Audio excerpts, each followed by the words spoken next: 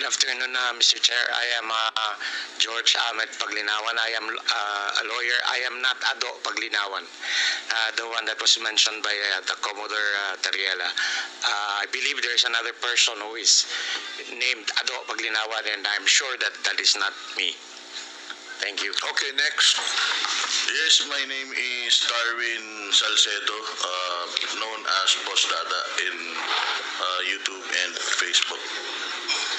Next. My name is Dr. Richard Tesoro Mata. I'm a health blogger pediatrician. Okay, sige na. Next. Good afternoon, Mr. Chair. I'm Glenn Ang Chong, a lawyer, certified public accountant, and former member of the House of Representatives in the 13th Congress. Next, please. Good afternoon, Mr. Chair, and my name is Zain Matalia. I'm the person behind I Am Sean Wayne. Yes. Good afternoon, Mr. Chair. I am Manuel Mata Jr., also known as Coco Locoy in social media. Coco Loco. Coco Locoy, Mr. Chair. Good afternoon, Mr. Chair. I'm former PDEA agent Jonathan Morales. I'm agent Tambayan, Your Honor. So you're now a blogger also, Mr. Morales. Di ba resource person ka sa Senate before? Yes, sir. Mula po nung pinigil yung PDEA Lex, nag-resort na po ako doon sa... You're a former PDEA agent? Yes, Your Honor. Yes, Mr. Chairman. Blogger ka na ngayon? Yes, sir. Okay, next. I'm Vivian Rodriguez, better known as Vivian Velez, as my screen name. I was not invited in this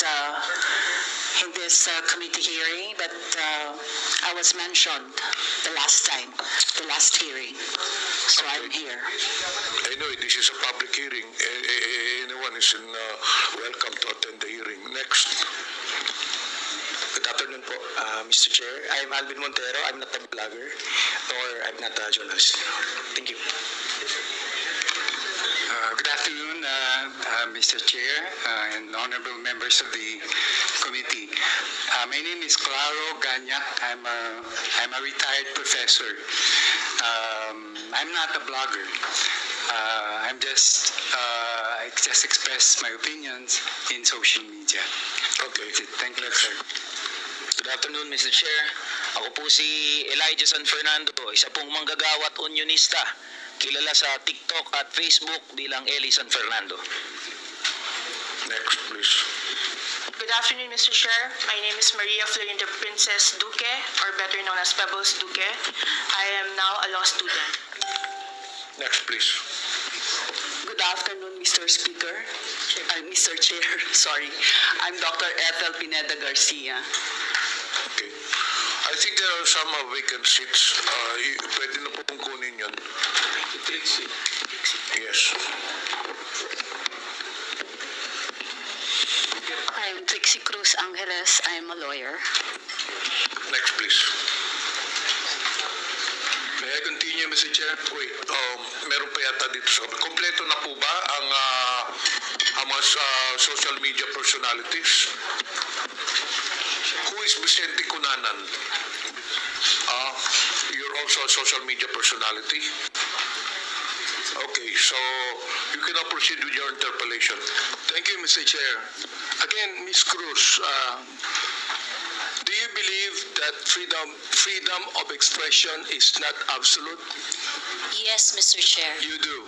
Of course. I'd like to ask the other bloggers if they also believe that. Yes, Mr. Chair. Do you also believe that? Okay. Sir, now, there's always a limitation. Ms. Cruz said, yung kanyang statement sa YouTube, no, na profanities, insults, malicious is a healthy discourse. Kung tanungin yung mga vloggers natin, do you agree with her on that? Yes. That profanities, insults, and malicious accusations is a healthy discourse and a part of the freedom of expression. We would like to ask every blogger to answer me yes or no if they believe in that. Mr. Chair, can I be recognized? Yes. Mr. Chair, no other than the highest court of the land has repeatedly said na hindi po masama ang pagmumura, lalong-lalo na sa mga pampublikong opisyal, especially kung ang pinatutungkulan po ay yung official functions nila. Not the person, but their official functions, Mr. Chair. So yun po ang paninindigan, lalong-lalo na po namin bilang mga manggagawa, dahil kahit meron pong TikTok, Facebook o social media, sa komunidad po, yan ang lengguwahe ng mga manggagawa at ordinaryong Pilipino na nagagalit. Hindi po kasalanan ng mga vlogger o ng mga gumagamit ng Facebook, TikTok, X o kung ano pa mang social media platforms kung bakit merong ganito na mga pagmumura o profanities. Ito po ay lengguwahe ng mga manggagawa at ordinaryong Pilipino na nagagalit. Mr. Chair. Mr. Elijah, hindi ko pinapagit yung lingwahe ng ordinaryong Pilipino. Ang binabanggit ko, lingwahe ng vlogger. Hindi ka ordinaryong Pilipino. Mr. Chair. Tatandali lang, kasalala pa ako eh. Alright. Hindi ka ordinaryong Pilipino. Tama, mali. Ordinaryong Pilipino ako, Mr. Chair. Hindi ka ordinaryong Pilipino. Vlogger ka eh. No, ay manggagawa ako, Mr. Chair. Lahat ba ng ordinaryong Pilipino, vlogger? Mr. Chair, manggagawa ako na may platform ko. Ang ordinaryong Pilipino ko, Mr. Chair. Mr. Chair, point of order. We have our rules here. I think the resource person cannot answer without being recognized by the chair. Sorry, Mr. Chair. Okay, to all reminder to all resource persons, let the interpolator finish his line of questioning in his statement, and resource persons can only talk when the chair recognizes them. Okay. Nabanggit mo kanina na yung profanities, yung insult, yung malicious accusation, kung yan ay sinabi sa kanyang, ang tawag doon, functions bilang public official, okay yun. Sabi mo, di ba? But not on a personal basis, correct? Ayan. Yes, Mr. Chair. Sabihin natin, naniniwala ako dyan. Pero, hindi naman niya sinabi yan sa akin on my public functions, official functions. It is a personal accusations on me. Mr. Elijah. I cannot, Mr. Chair, can I be I cannot speak on behalf of Ms. Joey, Mr. Chair. Inaano ko lang yung sinabi mo. Yes, Mr. Chair. Okay, now I'd like to ask Ms. Joey, Ms. Cruz, are you insulting me on my public official functions, or it is a personal accusation on me? It's not a personal accusation, Mr. Chair, and I think we have agreed early on that we do not have any personal relationship. Yes, that's right. Pero ito, ang sabi ni Elijah, okay lang yon kung yan ay sinabi in my official functions as a public servant. Alam mo ba yung official functions ko? Yes, Mr. Chair, and alam mo. So therefore, hindi ka naniniwala sa aking official functions kaya tinawag mo akong gago. no, Mr. Chair, the observation that I uttered to describe your performance of your official action, that is my observation. That is what I felt. Well, inobserbuhan mo ba yung aking official function? Yes, Mr. Chair. I watched your hearings. Since I won in 2019? No, Mr. Chair. I closely monitored your performance as a congressman in the 19th Congress. And you hated me for that? No, not really, Mr. Chair. Just in the 19th Congress. So you hated me? Mr. Chair. Ano ba ibig sabihin nun? Binanggit mo, gago ako. Binanggit mo, isasampal ko ito sa pagmumukha mo. Binanggit mo, I'm going to be... Hindi ko mabanggit eh. Okay. If you prepared, binanggit mo yun eh. Therefore, you hated me. hindi mo ko, hindi pwedeng sabihin mo sa akin na you love me. Is that the person that you said that you love me? I love you, and because of that, isasampal ko ito sa'yo. May I respond, Mr. Chair? Yeah, go ahead. Sige, Mr. Chair, go ahead, Chair, respond. at the very most, I do not like your performance as a member of the 19th Congress. But hate is such a powerful word because we established earlier that we do not have any personal relationship or any Kaya nga, personal Mr. Chair, affiliation. binanggit mo yung human rights. Yes, Binanggit mo Mr. yan Chair. kanina, di ba? Correct, Mr. Therefore, Chair. Mr. Chair, you violated my human rights. Why? Because when you said those profanities, those insult, yung gago, yung isasampol ko ito sa pagbubuka mo, you violated my human rights. You did. May I respond, Mr. Chair? Teka, Mr. Chair, hindi ako nagagalit sa'yo. Okay? At wala akong pakialam sa'yo. Kahit na anong sabihin mo, okay lang sa akin. Alright? Pero itong ating pinag-uusapan ngayon, merong kinalaman sa mga legislation na aming gagawin later on. That is why I am asking you right now. Sapagkat napakahalaga nito. Kapag binabanggit mo, if you're saying that using profanities, insults, and malicious accusations online represent fair and respectful discourse and a healthy discourse. Therefore, you're telling us that the freedom of expression is absolute. You can say anything you want, and that is freedom of expression. Yun ang sinasabi ko, Mr. Chair. May I respond, Mr. Chair? Pag binanggit mo, if you said that freedom of expression is not absolute, therefore, there are certain things that you cannot say. Yun ang ibig sabihin nung freedom of expression is not absolute. May limitation yun. Di ba? Oh. Go ahead. You can answer now. Okay, thank you very much, Mr. Chair. Mr. Chair, in the universal thoughts and ideas, there would always be a limitation. The freedom of speech is not absolute. And the limitation of freedom of speech is well defined. Under the law, under the jurisprudence, there are things that you cannot say. There are things that Mr. Chair, you what cannot... jurisprudence are you talking about? Supreme Court decisions, Your Honor. Can you tell me what law? Example of law that limits your Yes. freedom of expression. For Can you example, tell me Mr. the Chair, jurisprudence? yes, Mr. Chair. For example, Mr. Chair, there is, I cannot specify the specific law, Mr. Chair. There is a law on libel. Yeah, law on There is a libel. law on slander. There is a law. Is it okay, Mr. Chair, if I give my example? Okay, thank you very much. One example, and I think this example is very demonstrative, is very illustrative of the limitation of freedom of speech. Right now, it is election, midterm election, and it is not allowed that people are going to campaign on the day of the election day. That is a clear prohibition to express on the part of the citizen to say whatever they want to say on that election day. Mr. Chair, ano po ang connection nung binabanggit mo?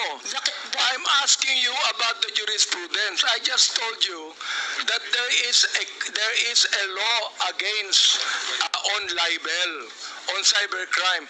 What you said today is libelous. What you said here is libelous. Why? Mr. Because Chair. there is a malicious intent. When you use profanities, when you use the word gago, there is a malicious accusation, and that is libelous. Mr. Chair, if that is your assessment of that kind of statement, you will have your... Libelous, Mr. Chair. Dali lang ha. Not only libelous, that is also unjust vexation on my part. May I respond, Mr. Chair? Go ahead. Okay, Mr. Chair, if you think that you are violated by my exercise of my freedom, you would have your right and No, be no, in court Mr. Chair, so that, don't so worry. that the maliciousness of Mr. that Chair, statement don't can be worry. I'm sorted not out going in the to charge proper you in court. authority. Don't worry. I'm not going to charge you. If I charge you in court, matatalo ka eh. Pero hindi. Oo. Unjust vexation to. Alam niyo ba yon? Are you a lawyer or not? I am not a lawyer, Mr. Chair. Therefore, you should know this. The thing is this, pero wag kang mag-alala. Hindi ako magdidemanda sa'yo. Do you know why? You're not important to me. Alright? Ang dahilan lamang, kaya natin ginagawa ito, para magkaroon kami ng idea kung anong legislation ang nais naming gawin. Pero ikaw, you are not important to me. Alright? Oo. Thank you, Mr. Chair. Ayan. Kaya, huwag kang mag-alala. Hindi ako kailanman magdidemanda sa iyo. Alright? Oo. Tumatawa ka pa eh. Thank you, Mr. Chair. Natatawa ka sa akin eh. No, Mr. Chair, I am expressing my gratitude, Mr. Chair. Ganun ba? Mr. Chair, tumatawa ka and you're expressing your gratitude by your sarcastic laughter? I am not laughing, Mr. Chair. It's just a natural smile, Mr. So, Chair. gusto kong tanungin po, itong ating vloggers na ito, kayo po mga vlogger natin, do you agree with what Miss Joey Cruz said? Every one of you could be able to answer, if you agree. I have a lawyer there. Attorney Trixie.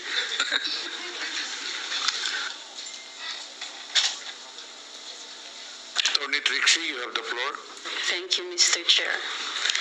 I disagree with Ms. Joey. I believe that there is, instead of a limitation on the freedom of speech, I believe that speech is either protected or not protected. Thank you very much. Those that are covered by the law, such as the law on inciting to terrorism, inciting to rebellion, and so on, are unprotected speech. And those that are not covered by any limitations by the law are protected speech. The Supreme Court has said that expressions of frustration are protected speech.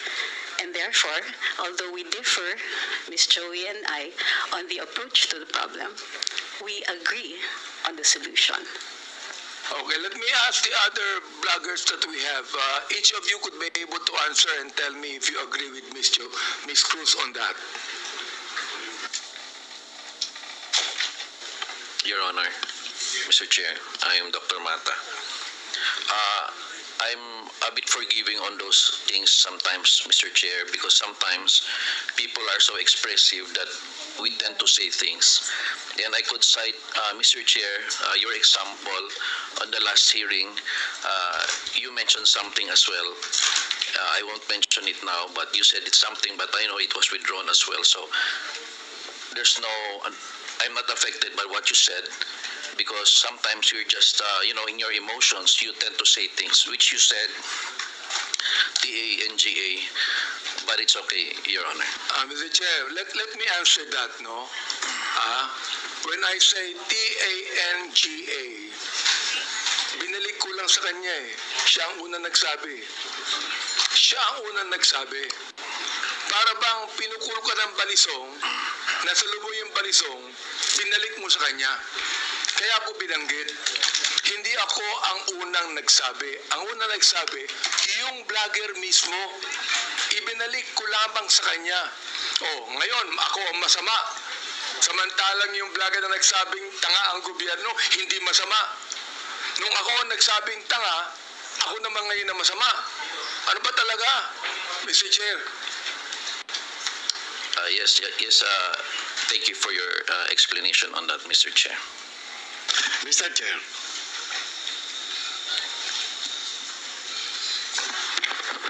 Yes, was that?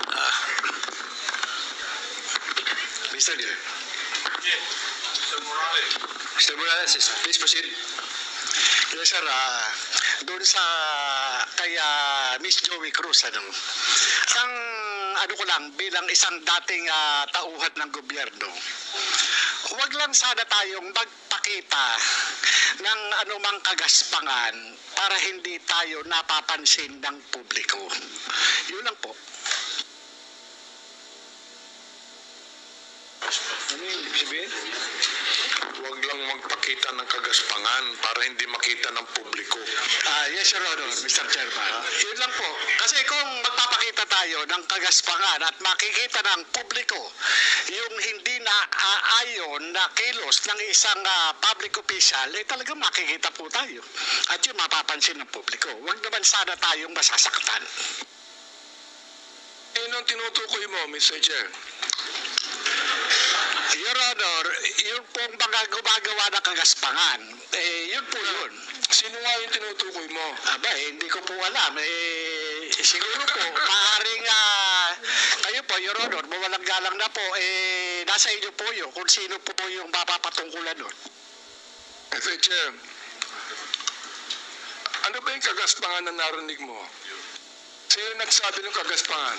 Your Honor, ito po bilang isang dating tauhan ng gobyerno. Nagiging maingat dapat ang isang tauhan ng gobyerno habang siya ay nanunungkulan. Katulad ng pagnanakaw, pag-aabuso sa tungkulin, pagmamalabis. Yan po yung isa sa mga dapat na tinitingnan natin. Kung tayo man ay tauhan ng gobyerno, dapat ginagampanan natin ng buong husay, buong giting. Tulad ng mga alagad ng batas na handang ialay ang sarili niyang buhay para lamang doon sa sinumpaan tungkulin. Mr. Chairman. Mr. Chair, tama yung binanggit ni Mr. Morales tama Pero ang tinatanong ko sa iyo, nag-a-agree ka ba sa sinabi ni Miss Cruz? Saang particular, Your Honor, Mr. Chairman? Hindi ka ba na nakikinig sa akin Bira namang buhay ito.